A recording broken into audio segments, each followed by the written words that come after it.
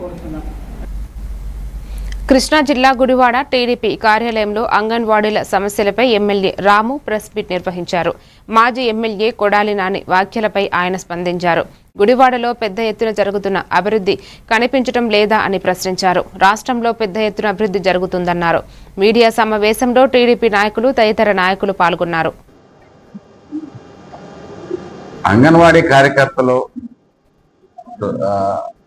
హెల్పర్లు, అలాగే చిరుద్యోగులు అందరికీ ప్రభుత్వం వారి సంక్షేమానికి కట్టుబడి ఉందని చెప్పేసి తెలియజేస్తున్నాం.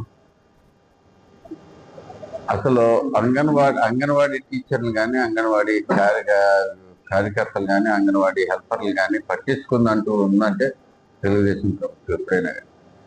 ముందు గత ప్రభుత్వంలో మీరు చూసుకుంటే ఈ రోజు జీతాలు రైట్ టైంకి వచ్చిన పాపని పాలం.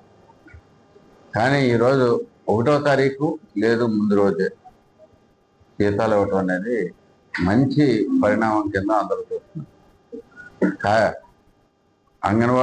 అంగన్వాడీలందరూ కూడా గుర్తుపెట్టుకోవాల్సిన విషయం ఏంటంటే, ఏ రోజైనా కానీ దీన్ని అందరూ మీరు దృష్టిలో పెట్టుకోండి.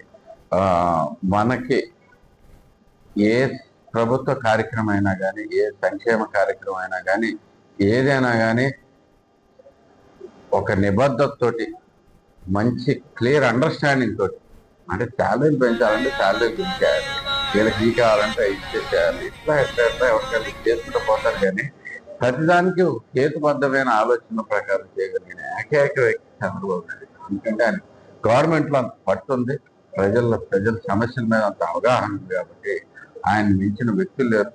ఆయన నమ్ముకుని మనం ముందుకెళ్దాం. తప్పకుండా మీ అందరికి కూడా సరైన న్యాయం జరుగుతుందని చెప్పేసి అందరికీ తెలియజేస్తాను.